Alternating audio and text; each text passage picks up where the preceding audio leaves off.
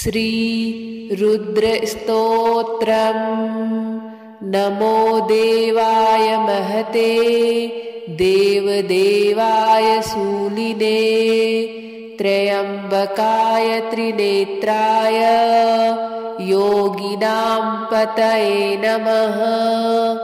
नमोऽस्तु देवदेवाय महादेवाय वेधसे संभवे स्थाणवे नित्यं शिवाय परमात्मने। नमः सोमाय रुद्राय महाग्रासाय हेतवे प्रपद्येऽहं विरूपाक्षं शरण्यं ब्रह्मचारिणं महादेवं महायोग मीशानं त्वम्बिकापतिं योगिनां योगदाकारं योगमायासमाहृतं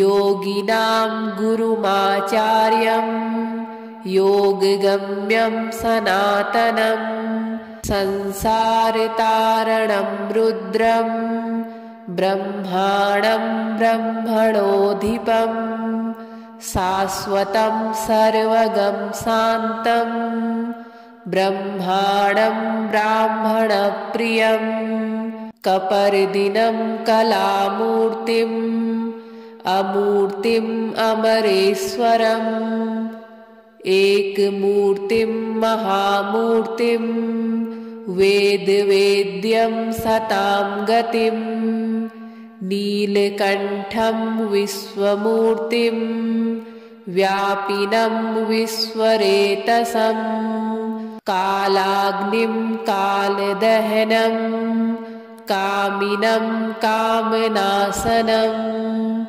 नमामि गिरिशं देवं चन्द्रावयवभूषणं त्रिलोचनं लेलिहानम् आदित्यं परमेष्ठिनम् उग्रं पशुपतिं भीमं भास्करं तमसः परम्।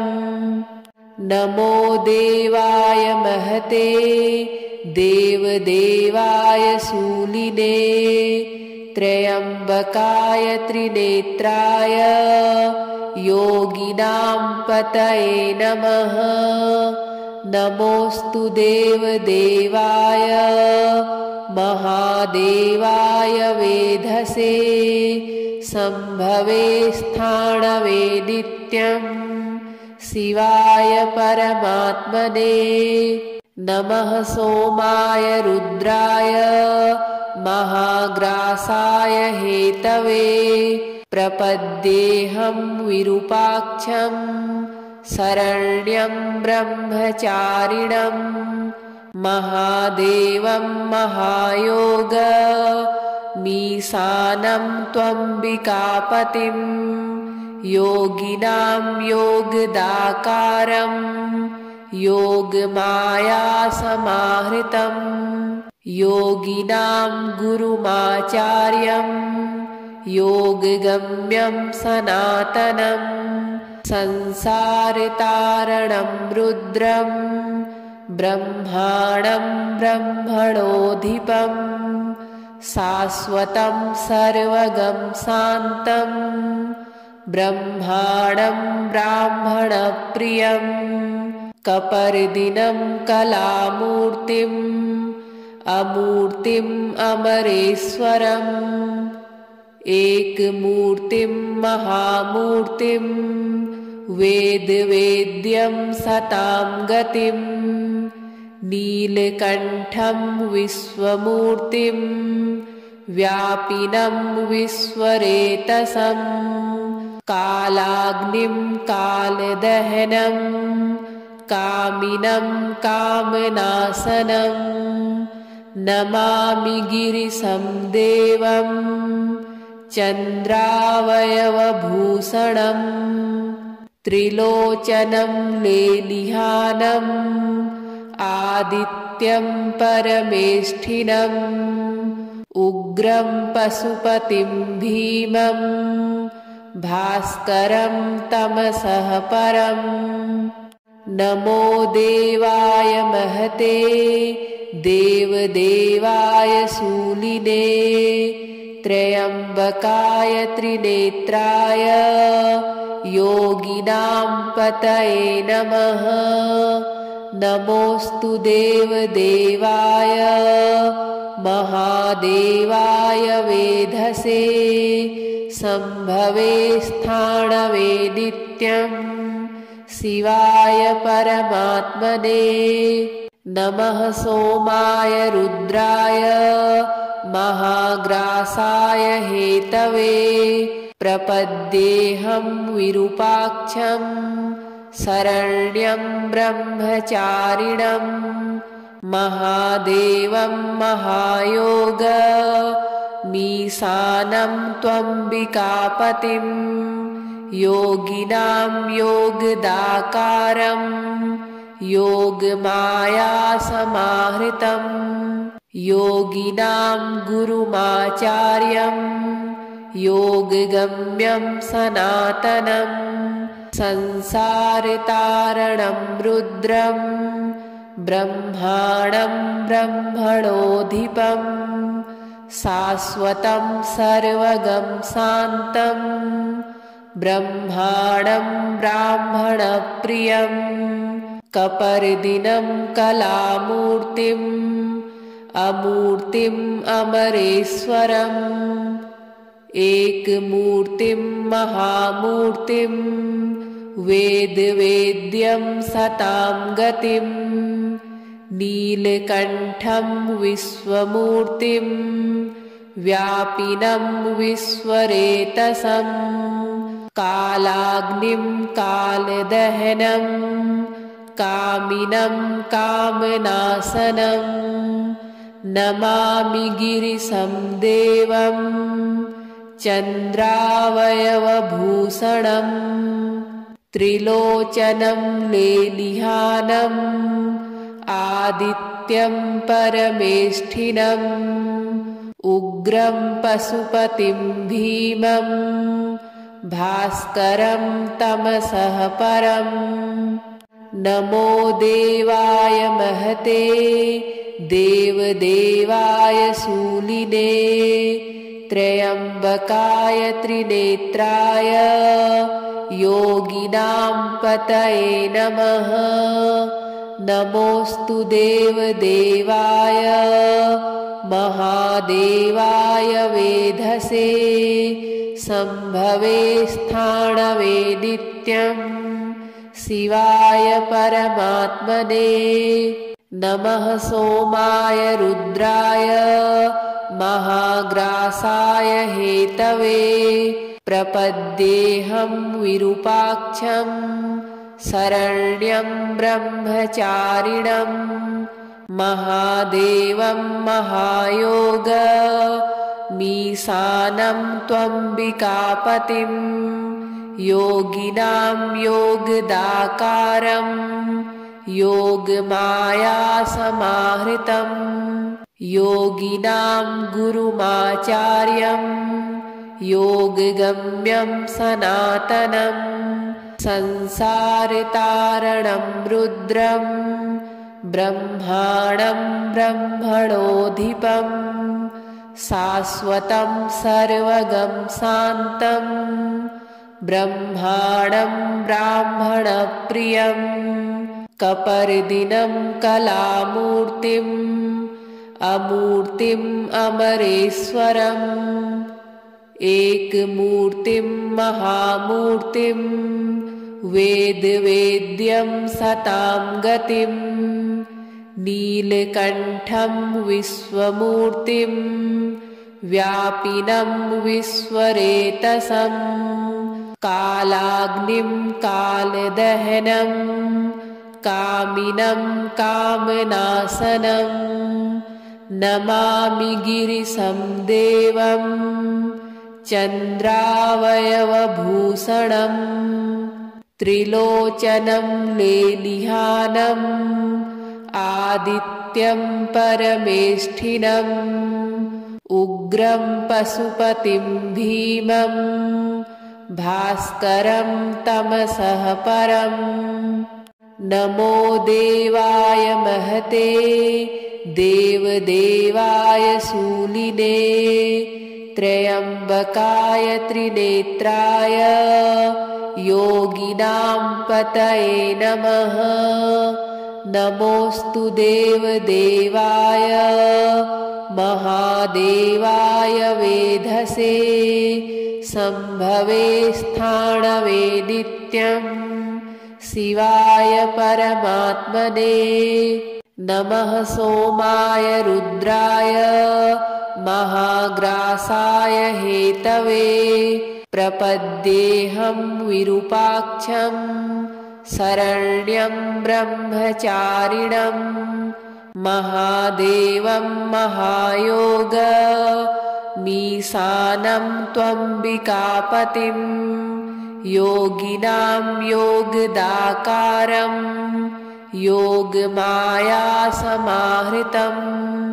योगिनां गुरुमाचार्यं योगगम्यं सनातनं संसारतारणं रुद्रं ब्रह्माणं ब्रह्मणोऽधिपं शाश्वतं सर्वगं शान्तं ब्रह्माणं ब्राह्मणप्रियं कपर्दिनं कलामूर्तिम् अमूर्तिम् अमरेश्वरम् एकमूर्तिं महामूर्तिं वेदवेद्यं सतां गतिं नीलकण्ठं विश्वमूर्तिं व्यापिनं विश्वरेतसं कालाग्निं कालदहनं कामिनं कामनाशनं नमामि गिरिशं देवं चन्द्रावयवभूषणं त्रिलोचनं लेलिहानम् आदित्यं परमेष्ठिनम् उग्रं पशुपतिं भीमं भास्करं तमसः परम्। नमो देवाय महते देवदेवाय शूलिने त्र्यम्बकाय त्रिनेत्राय योगिनां पतये नमः।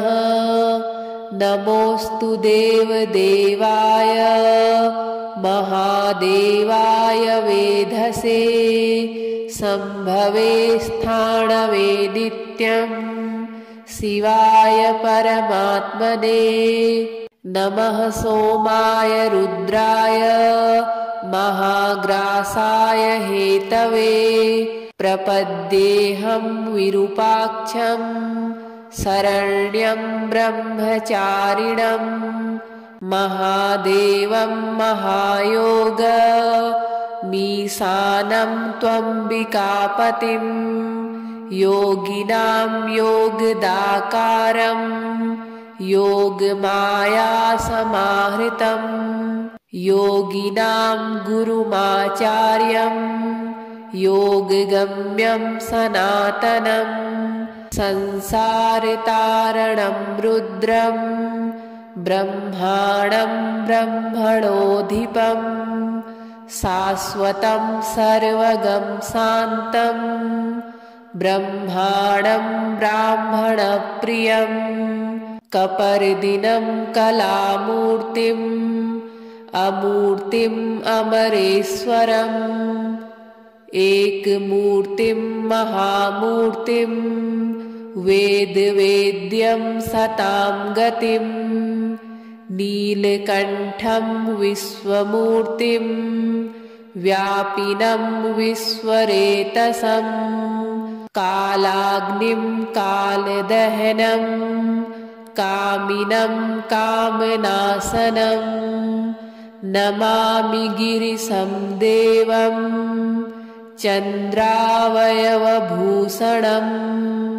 त्रिलोचनं लेलिहानम् आदित्यं परमेष्ठिनम् उग्रं पशुपतिं भीमं भास्करं तमसः परम्। नमो देवाय महते देवदेवाय शूलिने त्र्यम्बकाय त्रिनेत्राय योगिनां पतये नमः।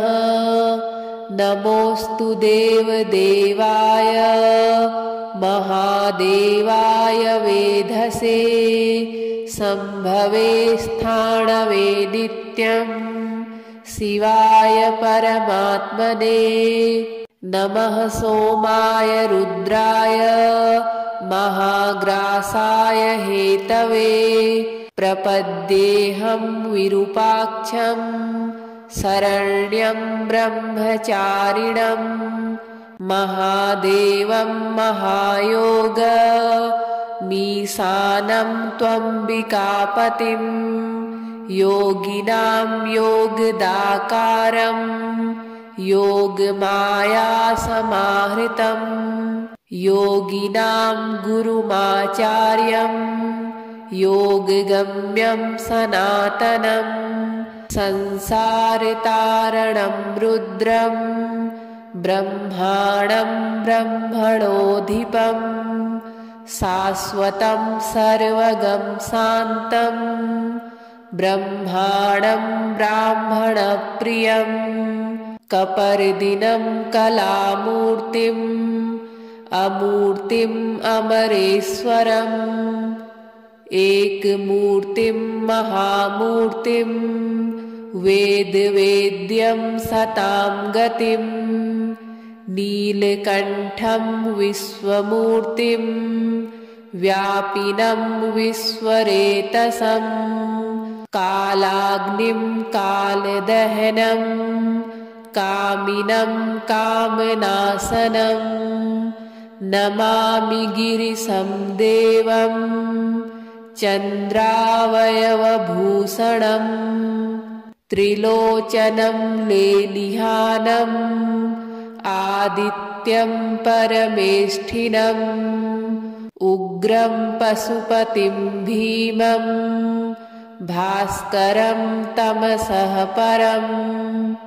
नमो देवाय महते देवदेवाय शूलिने त्र्यम्बकाय त्रिनेत्राय योगिनां पतये नमः।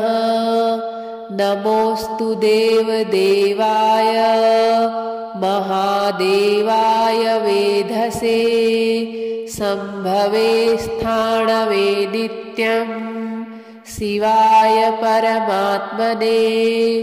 नमः सोमाय रुद्राय महाग्रासाय हेतवे प्रपद्येऽहं विरूपाक्षं शरण्यं ब्रह्मचारिणं महादेवं महायोगमीशानं त्वम्बिकापतिं योगिनां योगदाकारं योगमायासमाहृतं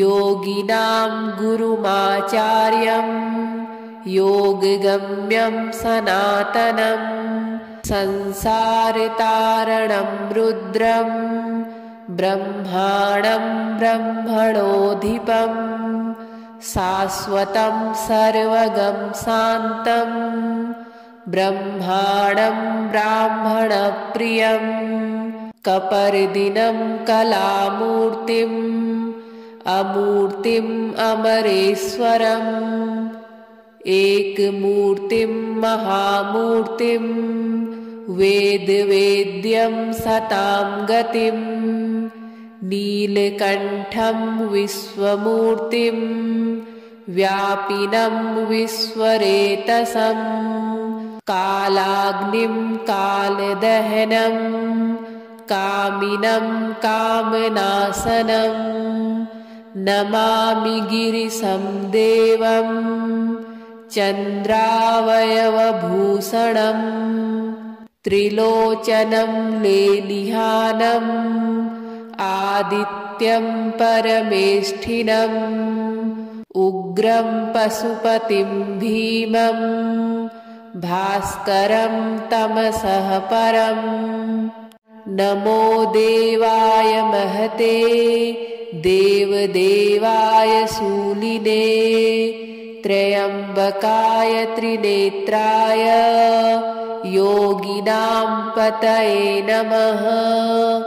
नमोऽस्तु देवदेवाय महादेवाय वेधसे शम्भवे स्थाणवे नित्यं शिवाय परमात्मने। नमः सोमाय रुद्राय महाग्रासाय हेतवे प्रपद्येऽहं विरूपाक्षं शरण्यं ब्रह्मचारिणं महादेवं महायोगमीशानं